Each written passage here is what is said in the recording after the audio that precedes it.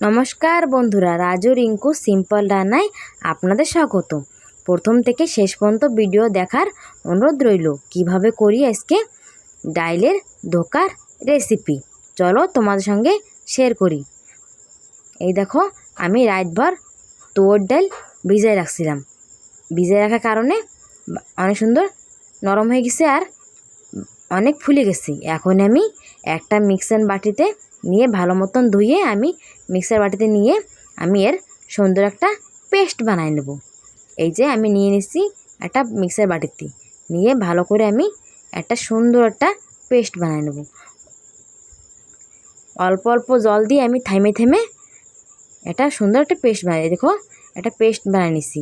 না নরম, না গাঢ়, না পাতলা, পেস্ট হয়ে গেছে। এদিকে আমি একটা বাটিতে ঢালে নিছি, বাটিতে ঢালে আমি রেখে দিছি। তারপরে নিয়ে নিছি বড় সাইজের একটা আলু, ডুমো ডুমো করে কাটে নিছি। তারপরে কিছু কাঁচা লঙ্কা কাটে নিছি, আর সাথে নিয়েছি কড়ি পাতা আর বড় একটা দুটো টমেটো আমি কাটে নিছি। এই যে আমার কাটা হয়ে গেছে, বাটিতে রেখে দিলাম ডাইলের পেস্ট।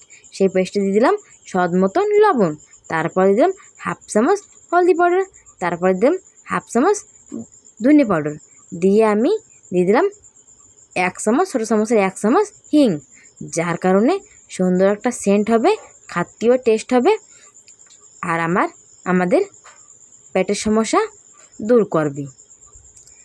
তারপরে দিলাম আমি কড়ি পাতা কাটিয়ে রাখছিলাম না, সেই কড়ি পাতা, তারপর দিয়ে দেবো কাঁচা লঙ্কা, দিয়ে আমি ভালো মতন হাত দিয়ে মাখিয়ে নেব, যার কারণে আমার এই যে মশলাপাতি ভালো মতো ডাইলের ধোকার মধ্যেই মিশে যাবে।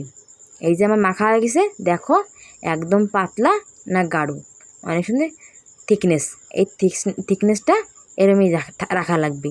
তারপরে চুলো ধরাই দিয়ে দিলাম একটা তাওয়াটা যখন গরম হয়ে গেছে দিয়ে দেবো আমি তেল। বন্ধুরা, তোমরা চাইলে তেলের জায়গায় ঘি, বাটার ইস্তেমাল করতে পারো।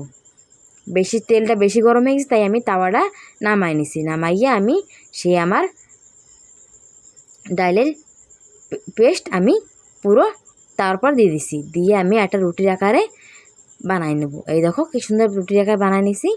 এখন আমি ভাজবো, অল্প আঁচে ভাজিয়ে নেব। অল্প আঁচে না ভাজলে আমার ধোকা পুড়ে যাবে, তাই এদিকে ধোকা আমার হতে লাগুক। ওদিকে আমি ধোকা রান্না করার জন্য নিয়েছি কিছু শুকনো লঙ্কা, তার সাথে নিয়েছি গোটা জিরা, তার সাথে নিয়েছি 4টে লবঙ্গ, 2টো এলাচি আর 4-5টা দারচিনি, নিয়ে আমি এর ভালো একটা মিহি করে একটা পেস্ট বানিয়ে নেব। আজকে সম্পূর্ণ নিরামিষভাবে করব ধোকার রান্না রেসিপি, কেন কি আজকে বুধবার, আমরা নিরামিষ খাই, তাই আজকে নিরামিষভাবে আমি রান্না করছি।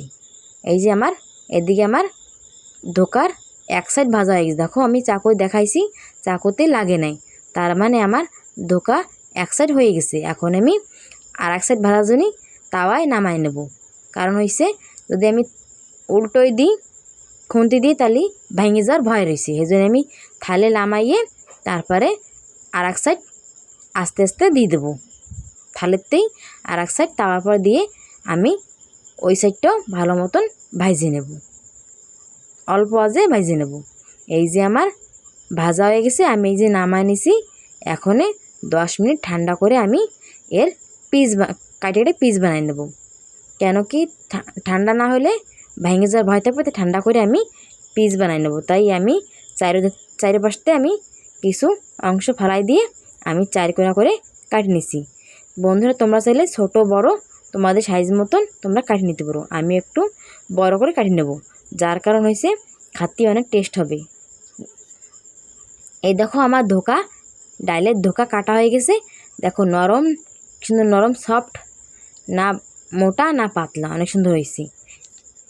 তারপরে আমি কড়াই দিয়ে দিলাম ওতে তেল যখন গরম হয়েছে দিয়ে দিছি আমি ওতে বড় চামচের 1 চামচ জিরে দেওয়ার পরে আমি দিয়ে দেবো 2টো তেজপাতা, সাথে দিয়ে দেবো 2টো শুকনো লঙ্কা, দিয়ে আমি লাল লাল করে ভেজে নেব।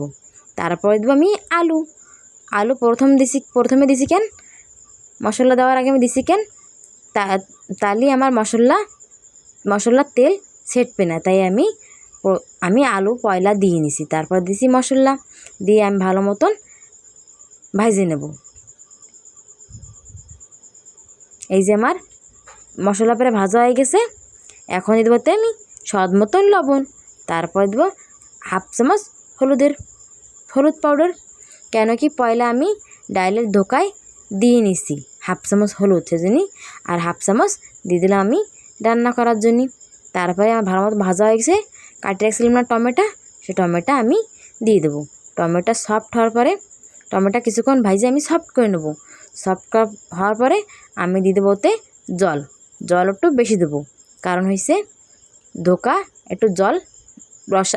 একটু জল বেশি নেবে, সেই জন্য আমি দিয়ে দেবো বেশি করে জল যে টকবক করে ফুটবে, যে কাটে রাখছিলাম না ধোকা, সেই ধোকা এক এক করে আমি পুরো দিয়ে দেবো। বন্ধুরা তোমরা চাইলে এই ধোকা নাস্তার সাথেও খাতে পারো, নাস্তার সাথে বা ওই চার সাথে খাতে পারো। দেওয়া হয়ে গেছে, দেওয়ার পরে আমি দিয়ে দিলাম উপরতে গরম মশলা পাউডার, তারপরে দিলাম জিরে পাউডার দিয়ে আমি নামাই নেব। এই যে রেডি আমার ডাইলের ধোকা রেসিপি।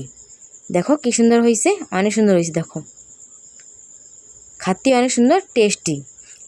আজকে নিরামিষভাবে করছি ডাইলের ধোকার রেসিপি।